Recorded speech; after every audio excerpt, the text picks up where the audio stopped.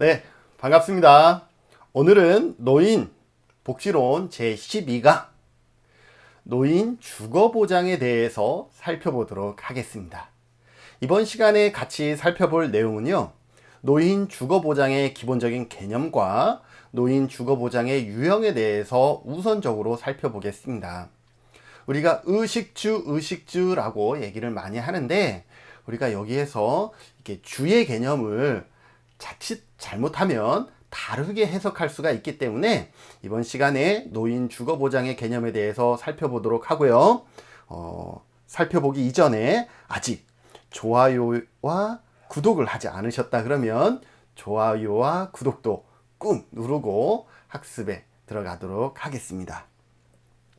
학습할 내용은요, 노인 주거보장의 개념과 필요성, 다양한 원리들에 대해서 같이 살펴보도록 하겠습니다. 더불어서 노인 주거보장의 유형에 대해서 같이 살펴보도록 하겠습니다. 네, 노인 주거보장의 개념. 인간의 생존에 있어 가장 중요한 것을 말하라 그러면 우리가 무엇을 얘기하냐면 의식주를 얘기를 하죠. 매슬로의 욕구 5단계에서도 가장 밑바닥에 가장 우선적으로 충족되어져야 할 욕구로 어떤 욕구가 있죠? 네, 생리적인 욕구라 그래서 의식주의 문제가 우선적으로 해결되어져야 된다고 얘기를 하고 있습니다. 그만큼 의식주는 우리의 삶 속에서 다른 그 어떤 것보다도 기본적으로 또 우선적으로 충족되어져야 할 만큼 가장 중요한 요인에 해당합니다. 그럼 의식주의 주자는 어떠한 의미를 담고 있을까요? 여러분들에게 이러한 질문을 툭 던져보고자 합니다. 자, 의식주의 주는 집주자를 쓰고 있을까요? 살주자를 쓰고 있을까요? 자, 3, 2, 1 정답은? 네, 아마 여기에서 반반 좀 나뉘지 않았을까라는 생각을 해봅니다. 집주자라고 생각했던 친구도 있을 것이고, 저런 질문을 툭 난데없이 던지는 걸 봐서는 집주자가 아닌 살주자가 맞지 않을까? 이렇게 생각해서 살주자라고 의견을 제시한 분들도 있을 겁니다. 의식주에서 주자는 집주자가 아니라 살주자를 사용하고 있습니다. 그러면 이 한자에 어떠한 한자를 사용하느냐의 차이가 무엇이냐라는 거죠. 만약에 의식주의 주가 집주자를 쓰고 있다 그러면 단순한 어떠한 의미를 갖고 있냐 하면 집을 얘기를 하는 거죠.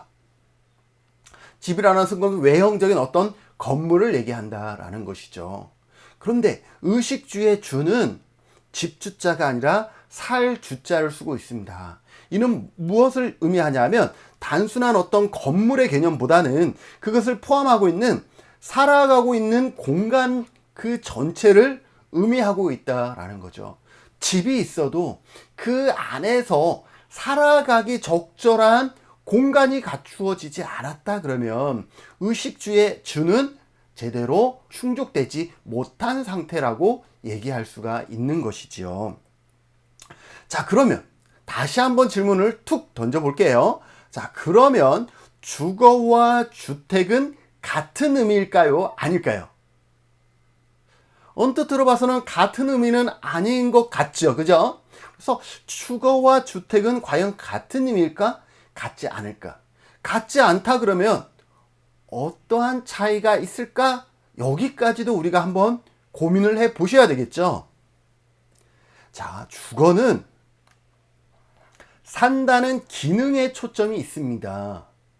살아가는 그 기능에 초점이 있다 그러면 주택은 살아가는 공간, 즉 건물이 중심이 된다라는 것이죠. 무슨 말인지 아시겠습니까? 그러면 노인 주거 보장이라고 얘기할 때 이 주거는 단순한 주택의 의미는 아니겠구나. 주거라는 단어를 썼기 때문에 살아가는 어떤 기능에 초점을 두고 있구나라는 것을 알 수가 있죠. 그러면서 어때요? 그 공간 안에서 살아갈 수 있는 그런 환경의 집합체를 의미하고 있다라고 우리는 받아들이셔야 됩니다. 그래서 노인 주거보장이라는 이러한 단어를 들을 때에 그 노인 주거보장은 단순한 건물이 있고 없고를 초월해서 그 공간 안에서 생활할 수 있는, 기능적으로 생활할 수 있는 그 공간 자체가 그러한 기능을 담당하고 있느냐 못하고 있느냐, 여기까지 우리가 관심을 가져야 된다라는 것이죠. 그러면 노인에게 있어 주택의 가치는 어떠한 의미를 갖고 있을까요? 주택은 인간이 생존을 위해서 기본적으로 구비해야 할 물질적인 조건이기 때문에 인간에게 상당히 중요한 가치를 이미 갖고 있습니다. 그러한 주택은요, 우리의 인간의 생애 주기에 있어서 어르신에게만 중요한 가치가 있는 것이 아니라 태어나는 아기에서부터 자라나는 청소년, 성인, 장년, 그리고 노년기에 이렇게 모든 생애 주기를 다 전체로 살펴보아도 주택은 우리가 살아가는데 가장 기본적인 어떤 수단으로서 중요한 가치를 품고 있습니다. 그럼에도 불구하고 노년기에 있어서 그 의미는 다르고 그 가치는 더욱 크다라고 얘기할 수가 있는데 왜 그럴까요? 그렇게 노년기에 있어서 주택이 의미하고 있는 가치가 다른 생애 주기에 비해서 더 크다라고 얘기하는 이유, 그거에 대해서 간단하게 살펴보면, 첫째, 주택은 노인의 생물적인 생존을 위한 기본적인 수단이다라는 거죠. 앞전에 설명했듯이 주택은 생애 주기에 거쳐서 영유아부터 노년기에 이르기까지 모든 전 생애 주기에 걸쳐서 상당히 중요한 기본적인 어떤 삶의 수단으로 기능하고 있습니다. 그렇기 때문에 어르신들에게도 더불어서 이 주택이 부여하는 의미는 소중한 가치가 있다라고 얘기할 수 있고, 두 번째, 주택은 노년기의 생활의 주요 장소다라는 것이죠. 우리가 처음에 태어났을 때 집에서 많은 시간을 보내죠. 그러나 이제 청소년이 되면서 학교에서, 학령기에 접어들면서 학교에서 더 많은 시간을 보내고, 성인이 되면서 직장이라든지 사회에서 더 많은 시간들을 보내게 되죠. 그러다가 나이가 어느 수준 이상 되고 직장에서, 사회생활에서 이제 정년의 나이가 되면 다시 가정에서 보내는 시간이 점점 늘어나게 된다라는 거죠. 그랬을 때 어르신들에게 주택이 주는 의미는 더욱 커질 수밖에 없다라는 것을 의미하고, 세 번째, 주택은 노인에게 가계상의 가장 큰 지출의 대상이 되며 따라서 경제적 보상의 효과가 발생한다라는 것입니다. 왜? 우리가 집을 하나 구입한다 그러면 이 집은 이렇게 단시간의 어떤 노동을 통해서 구입할 수 있는 부동산은 아니잖아요. 그렇기 때문에 이 어르신들에게 부여하는 이 주택의 가치는 어떤 금전적으로 상당히 중요한 의미를 담고 있다라는 거죠. 물론 어르신들에게 이 집을 무료로 주지 않더라도 어르신은 월 나가는 임대료라든지 이러한 비용을 따진다 그러면 가계에서 가장 큰 지출 영역으로 자리 잡을 수가 있다라는 것이고요. 네 번째, 주택은 사회적 지위와 사회적 정체감의 상징이다라는 거죠. 어디에 살고 있어요? 라고 했을 때 약간 부촌 지역에 살고 있는지, 이러한 것이 상당히 그 사람의 어떤 지위와 연결시켜서 생각되어질 수가 있죠. 이러한 주택은 사회적 지위와 사회적 정체감의 상징으로서 작용하기도 하고요. 주택은 개인적인 경험과 추억을 저장하며 사회 관계망을 구축하고 유지하는 도구로서도 작용을 합니다. 그래서 이 주택은 그 자체에 우리가 생존을 위한 기본적인 수단도 되지만, 우리가 그동안 생활하면서 다양한 손때도 묻었고 그 안에 추억도 쌓이면서 사회 관계망을 구축하고 유지하는 도구로서도 작용을 한다라는 것이고요. 여섯 번째, 주택에서 생활할 수 있다라는 것은 자신이 신체적인 독립성과 때로는 경제적 독립성을 확인할 수 있다라는 것이죠. 무슨 말인지 아시겠어요? 우리가 다른 누군가와 공동체 생활을 하는 것이 아니라 단독의 주택을 갖고 있다라는 그 자체만으로도 어때요? 나는 적어도 주택에 있는 그 순간만큼은 독립적인, 자율적인 생활을 할 수 있는 어떤 보장이 이루어진다라고 보시면 되겠죠. 7번째, 주택은 노인을 포함한 모든 사람에게 사생활의 자유를 제공해주는 공간으로서 역할을 해준다라는 것입니다. 여러분들 어때요? 밖에 나갈 때는 하다못해 옷도 입어야 되잖아요. 그런데 집안에 있을 때는 어때요? 조금은 자유롭게 생활할 수가 있는 것이죠. 8번째, 주택은 노화에 따른 생활기능 저하를 보완하고 수용할 수 있는 물리적 환경을 제공해 준다라는 것이죠. 나이가 들면 들수록 공간이 어떻게 해야 되냐면, 공간은 그 연령에 맞는 환경으로 변화되어져야 되겠죠. 전에도 얘기했지만 나이가 많이 들면 들수록 시력이 약하기 때문에 조명은 더욱더 밝게, 그럼 거동이 불편해지기 때문에 어떤 문지방의 턱이라든지 계단은 없애거나 낮추거나 이러한 기능들을 할 수가 있는 것이죠. 그런데 내가 가지고 있는 고유한 주택이 있다 그러면 그러한 곳을 그렇게 변형시켜 나갈 수가 있겠죠. 이렇게 주택이 있다라는 것만으로도 심리적으로 안전하고 또 편안하게 생활할 수가 있는 것이죠.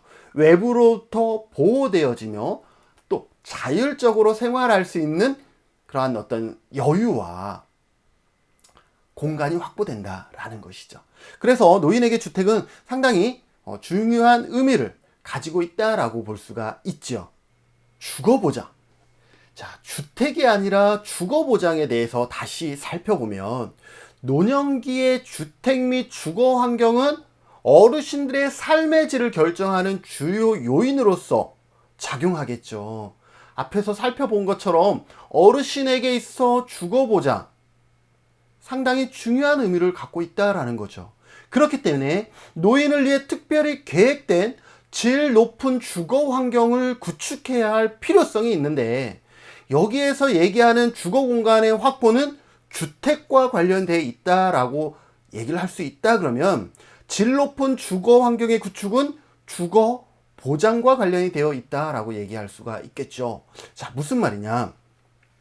주택 보장은 우리가 어떤 건물의 의미를 더 많이 포함하고 있었죠. 그래서 주택 보장은 개인 자신의 독립성을 유지하면서 안전하고 안락한 일상생활의 공간을 확보하고 유지할 수 있도록 주택의 건설과 공급, 그리고 이에 관련된 서비스를 통해서 지원하는 제반 사회적인 노력을 의미한다 라고 볼 수가 있는 것이죠.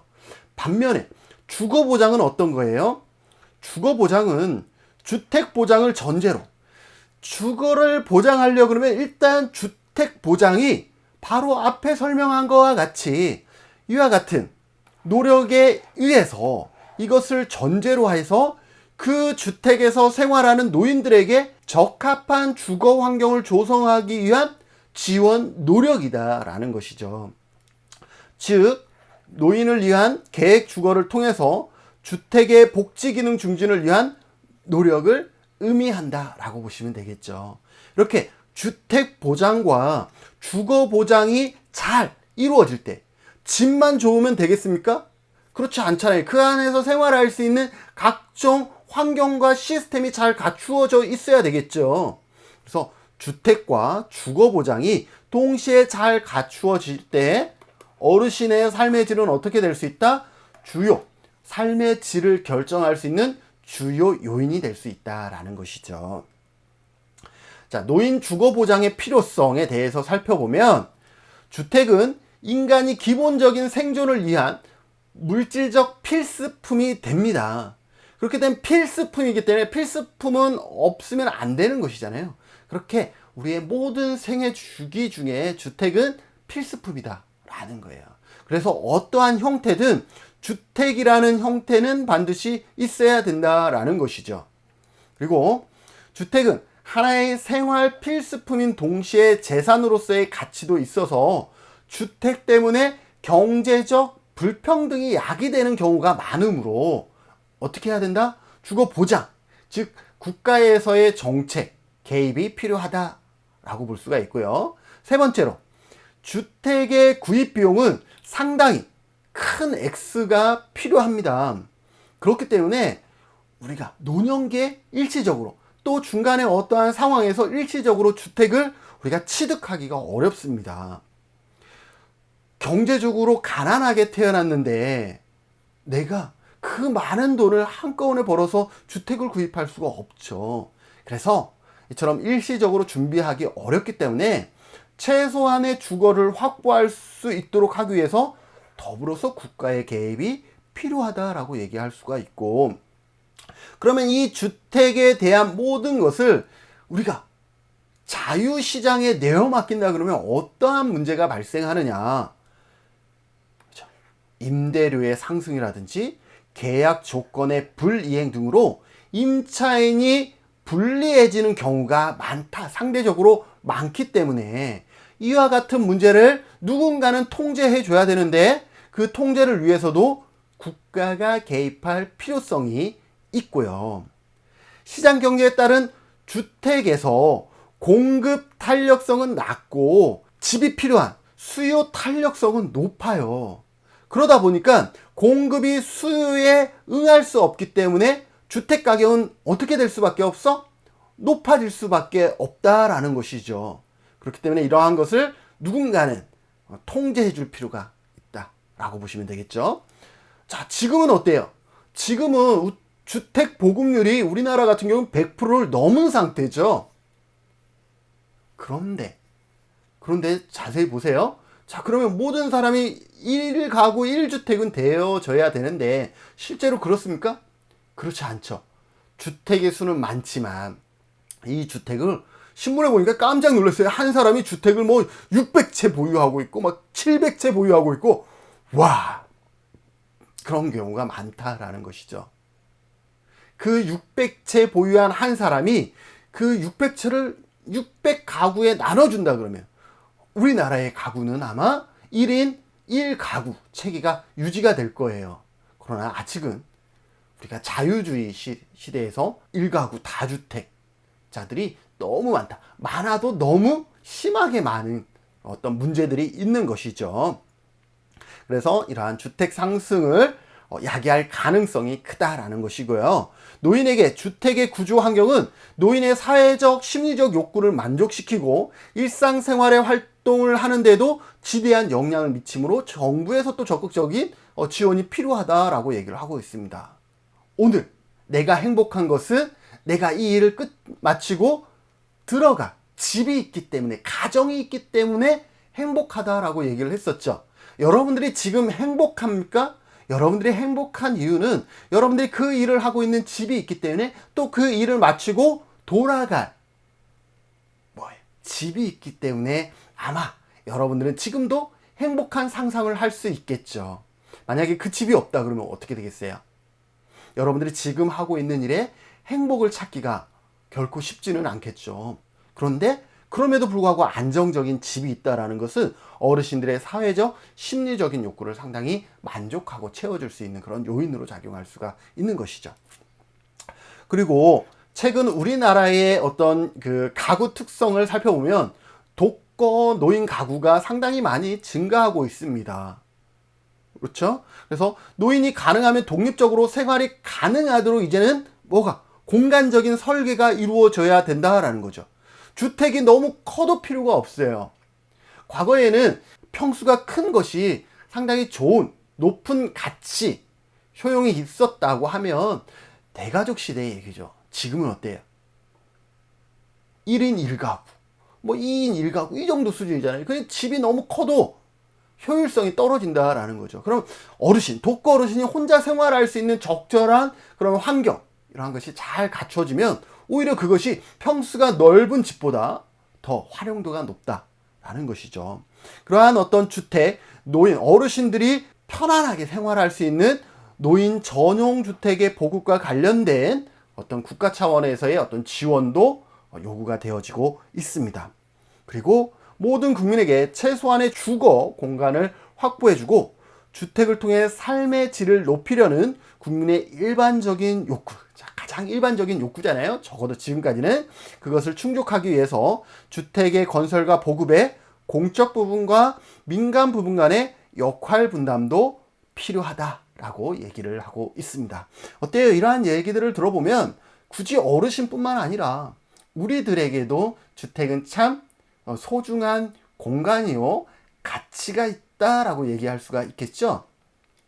그러면 노인 주거보장의 원리에 대해서 살펴보겠습니다. 어르신들의 주거보장을 하기 위해서 필요한 원리가 있다 그러면 어떤 것이냐? 첫째, 정주권의 보장입니다. 우리가 거주할 수 있는 그러한 권리를 보장해 줘야 된다라는 거죠. 그래서 그 정주권이 어디면 더 좋냐라는 거죠. 이러한 정주권이 우리가 익숙해진 주택에서 계속 살 때에 말 그대로 우리가 가장 편안하고 가장 익숙해 있겠죠. 어떤 화장실의 위치라든지, 예를 들어서 내가 노년기에 들어서 거동이 불편하지만 내가 생활했던 공간이기 때문에 화장실을 들락날락하고 또 다른 부분들을 이용함에 있어 상대적으로 덜 피로함을 느끼겠죠. 그래서 익숙해진 주택에 계속 사는 것이 가장 바람직하고요. 그럼에도 불구하고 우리가 노년기에 독거 가구로 변하면서 집의 어떤 규모나 이러한 변화가 필요해서 이사를 해야 될 경우 어디로 가는 게 낫겠어요?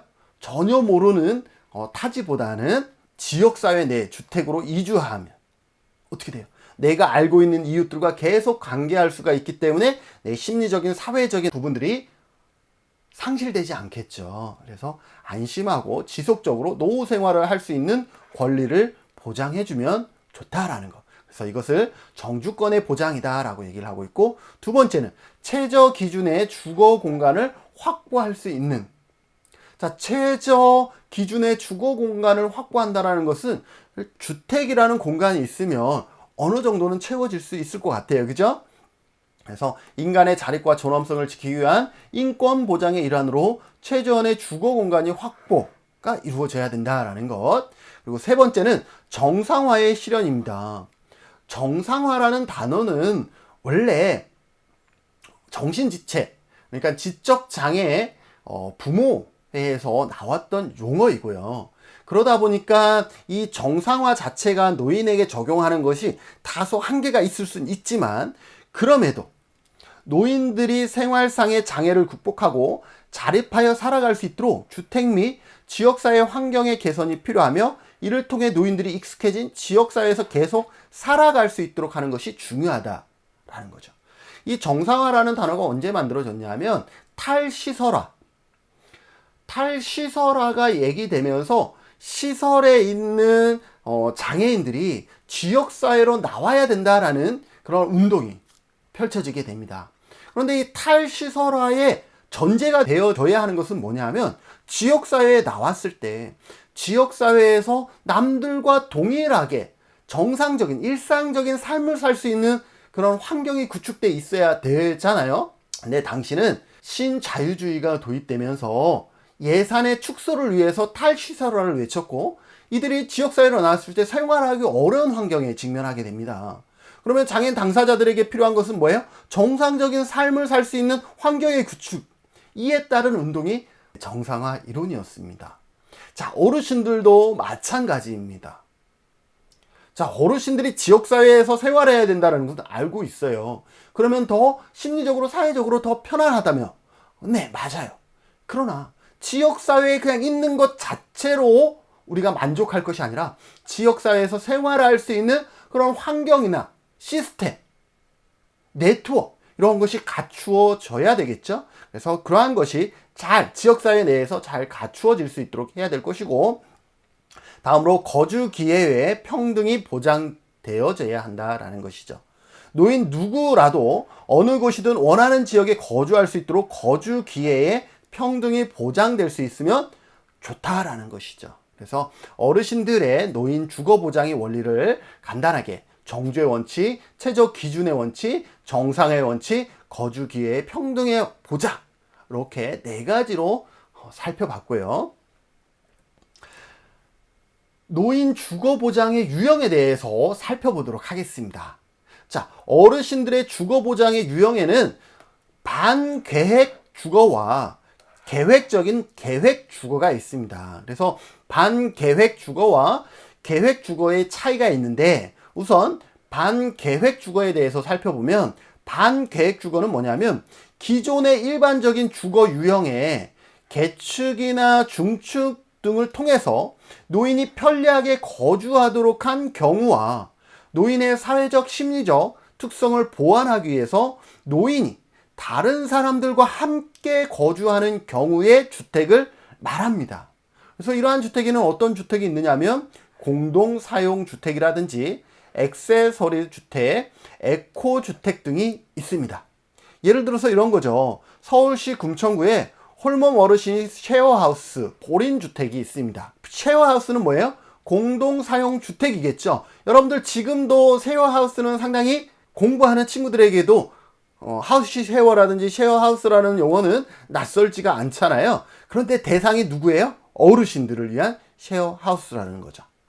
자, 계획주거는 어떤 것이냐? 계획주거는 처음부터 노인을 위해서 특별히 계획을 한 거예요. 처음부터 계획을 해서 노인이 편리하게 거주하도록 한 주택을 말하는 것으로 퇴직 노인 촌락이라든지 노인 집합주택, 요양원 등이 있습니다.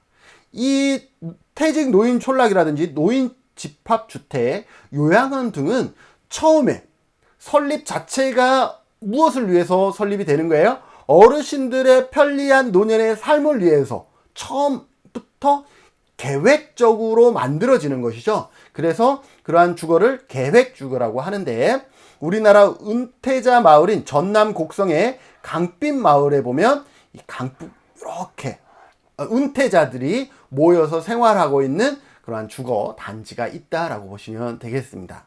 자, 그러면 각각의 유형에 대해서 다시 한번 좀 쪼개서 살펴보면, 반계획 주거는 공동사용주택, 액세서리 주택, 에코주택, 하숙주택, 이러한 다양하게 다시 구분 지을 수가 있습니다. 공동사용주택은 뭐냐 하면 말 그대로 주택을 2인 이상이, 비혈연 관계의 2인 이상이 그 주택을 공동으로 사용을 하는 것이죠. 그래서 공동사용주택은 2인 이상의 비혈연 관계에 있는 개인이 상호의 이익을 위하여 인적 및 재정적 자원을 공동으로 부담하여 주택을 공동 사용하는 것으로, 각 개인은 자신의 개인 침실을 독립적으로 소유하고 있으나 거실이나 부엌, 식당과 같은 공간은 어떻게 되죠? 공동으로 사용하는 형태의 주택입니다. 그래서 우리가 일반적으로 쉐어하우스라고 얘기하는 곳이 여기에 해당되는 것이죠. 우리 젊은 친구들은 이러한 쉐어하우스 생활을 해본 경험들이 있을 수 있잖아요. 대상이 어르신일 때 어르신들의 반계획 주거에 포함되며 공동사용 주택이다 라고 얘기를 할 수가 있는 것이죠. 액세서리 주택은 어떤 것이냐? 자녀들이 성장해서 집을 떠나면 거대한 집에서 자녀들의 생활했던 공간들이 갑자기 비어버리겠죠. 이 빈 공간을 다른 누군가가 와서 생활을 하는 것이죠. 그래서 떠나면서 여분의 공간이 생기게 되는 주택들이 많아지고 사용하지 않는 주택 자원을 하나의 수입원으로 활용하는 것이죠. 어르신 입장에서 이 공간이 비었기 때문에 여기에 누군가가 와서 생활하면 또 하나의 수입원이 발생할 수가 있죠. 그래서 액세서리 주택은 부지, 공유주택의 개념으로 현관, 주차장 등은 공동으로 사용하나 침실과 거실 등은 독립적으로 이용하는 주거 단위를 말한다 라고 보시면 되겠죠. 공동사용주택은 뭐예요? 공공이 상호의 어떤 이익을 위해서 만들어진 가구라 그러면, 액세서리는 뭐냐면 나한테 여유, 액세서리 공간이 있는 거예요. 그래서 이 공간을 다른 어르신이 와서 생활할 수 있도록 하면서 수입원으로 활용하는 그러한 것이고요. 에코는 자녀가 인접구역에 있는 거죠. 그래서 자녀 인접형으로 자녀 세대와 부모 세대가 같은 울타리 내에서 살도록 계획된 가족 지향적인 형태이다라는 거죠. 자, 그러면 가족이 인접 지역에 있어요. 그러면 노인으로 하여금 가족과 가까이 있으면서 같이 생활하는 것은 아니기 때문에 독립적으로 살 수 있도록 기존의 주택이 위치한 대지에 노인을 위해 지은 작고 이동이 가능한 일시적인 조립식 주택 등을 말한다라고 얘기를 하고 있습니다. 그래서 우리 제주도 같은 경우는 예로부터 같은 울타리 안에 집이 이렇게 두 채가 있습니다. 그래서 여기를 안거래, 여기는 밖거래라고 합니다. 그래서 이 안거래에는 이제 어르신이 나이가 들면 안거래에는 이제 자녀 세대가 살고, 밖거래에는 이제 나이가 있어서 뭐 큰 공간이 필요하지 않은 부모 세대들이 사는 거예요. 같은 울타리 안에 살고 있기 때문에 같이 산다라고 얘기할 수 있을 것 같긴 한데, 식사나 이러한 부분들이 서로 별도로 독립적으로 이루어집니다. 같은 울타리 안에서도. 그래서 육지에 살던 분들이 제주도에 내려오면 이 제주도의 안거래, 밖거래 이 문화를 이해를 못 한대요. 같은 울타리 안에 있는데 식사를 따로 해? 물론 맛있는 반찬이 있으면 챙겨드리고 이렇게 하겠지만, 식사 시간이나 이러한 부분들은 서로 다를 수가 있다라는 거죠. 그러한 주택 형태를 에코주택이다 라고 얘기를 합니다. 하숙은 어떤 것이냐? 일반적으로 생활 기능이 저하된 저소득 노인이 소규모 단위로 공동생활을 하면서 식사 서비스와 일상생활의 보호를 제공받는 주택입니다. 특히 24시간의 보호를 제공해주는 하숙주택 제도가 있다라고 볼 수가 있네요. 그래서 하숙은 여러분들, 우리도 젊은 분들도 하숙이라는 형태를 많이 취하죠. 그러면 그 하숙집 주인이 뭐 크고 작은 것들은 대충 어느 정도 관리해 주시잖아요. 그래서 그러한 형태로 어르신들이 생활하는 주택을 하숙주택이다 라고 얘기할 수가 있습니다. 이번에는 계획주거에 대해서 살펴보도록 하겠습니다. 이 계획주거는 설립 당시부터 어르신들을 위한 말 그대로 계획적으로 이루어진 주거 형태를 얘기합니다. 퇴직 노인 촌락이 있고요, 노인 집합주택이 있고, 3세대 동거형 주택이 있고, 요양원 형태의 주택을 우리가 계획주거라고 얘기할 수가 있습니다. 퇴직 노인 촌락은 노인을 위한 의식주 및 문화시설, 기본 의료시설을 구비한 종합 노인 주거시설이 집단으로 모여 있는 곳이죠. 말 그대로 퇴직한 노인들이 집단으로 모여 있는 그런 지역을 퇴직 노인 지역이기 때문에 촌락이다 라고 얘기를 하는 것이죠. 당연히 자녀로부터 독립된 생활을 영위하는 노인들이 공동생활을 영위하는 광범위한 공간을 의미하며, 이 촌락은 노인 주거지역이라는 동질성을 갖도록 계획한 주거단지다라는 거죠. 노인 집합주택은 간호 서비스를 필요로 하지 않지만 완전히 독립적이지도 않은 노인에게 생활을 보호해주는 서비스를 그 안에 갖추어 놓고 시설 접근성이 용이하도록 하여 비교적 독립적인 생활을 할 수 있도록 하는 주거 형태다라고 보시면 되겠습니다. 주택 소유 형태를 보면 노인 전용 아파트, 소유권은 있으나 거주 건립권만을 갖는 형태를 갖고 있는 조합주택, 주거 단위에 대한 완전한 소유권을 갖고 있는 콘도미니엄 등의 형태가 여기에 해당됩니다. 3세대 동거형 주택은 노인 세대와 자녀 세대가 한 지붕 아래서 동거하면서 세대별로 공간은 서로 분리되어 있는 구조를 얘기를 합니다.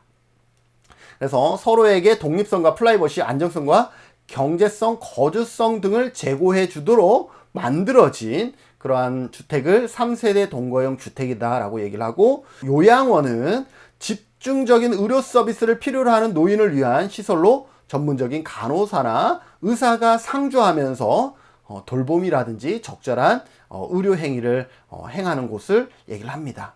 그래서 여기에는 24시간 연속적으로 간호를 해주는 이러한 보호 활동이 이루어지는 곳이다 라고 우리가 얘기할 수가 있겠죠. 우리가 몇 가지의 주거 형태에 대해서 살펴봤는데, 만약 우리가 나이가 들어서 혼자 거동하기가 조금은 불편해질 때쯤 됐을 때 우리는 어떤 유형의 주거 공간에서 생활하기를 여러분들은 원하시나요? 왜 그런 생각을 가지셨어요? 만약에 여러분들이 그런 생각을 가지셨다면 지금 현재의 어르신들은 과연 어떠한 생각들을 갖고 있을까요? 내가 가지고 있는 생각과 차이가 클까요? 그렇지 않을까요? 이러한 부분에 대해서 함께 고민해 보시고 생각해 보셨으면 좋을 것 같습니다. 네, 오늘 강의는 여기서 마치도록 하고요. 다음 강의는 노인 주거 보장의 실제 사례, 우리나라라든지 가까운 일본이라든지 스웨덴이라든지 이러한 몇 개의 나라에서는 어떠한 형태로 노인 주거 보장을 실시하고 있는지에 대해서 살펴보도록 하겠습니다. 한 시간 함께 해주셔서 감사합니다. 다음 시간에 뵐게요. 수고하셨습니다.